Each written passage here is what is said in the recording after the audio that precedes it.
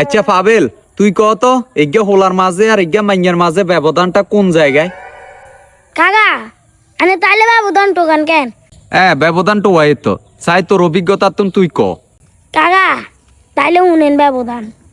আন্নে যদি রাস্তার যান যাইলে যদি ইগেও লারে দেখেন এতের প্যান্টের চেন খোলা, আন্নে যদি কোন ভাইয়া আনের প্যান্টের চেন খোলা, ওলা লজ্জাও হইব এবং কি প্যান্টের চেনও মারব এবং কি কিন্তু যাইব গইও।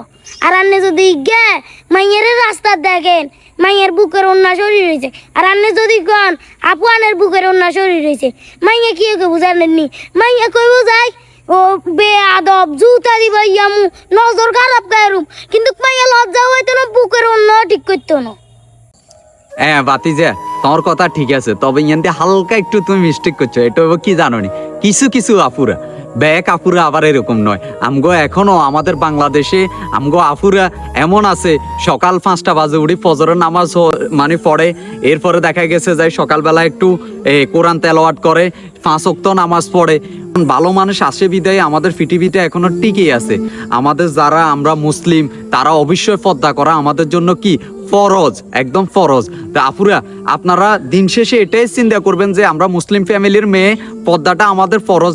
আমি একটা কথা বলতে চাই আপু, দেয়া গেছে আপনারা যদি সুন্দর করে পর্দা করেন না, আপনারা রাস্তা দিয়ে আড়ি যাইলে কারো বাপের সাবাস নাই যে আপনি করে বাজে একটা কথা বলার।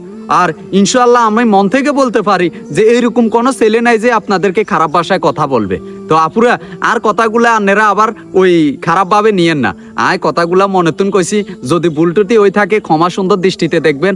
আর ভাইয়ারা যদি ভিডিও গান নেগতুম ভালো লাগে বেশি বেশি করে শেয়ার করে দিবেন। ধন্যবাদ।